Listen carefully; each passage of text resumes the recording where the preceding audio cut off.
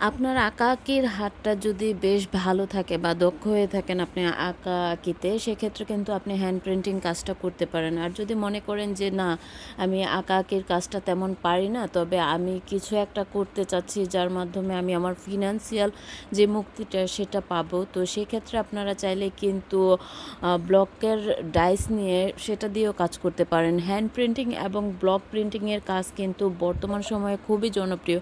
আমরা সবাই একটু শখ করে চাই এগুলো করতে বা পড়তে।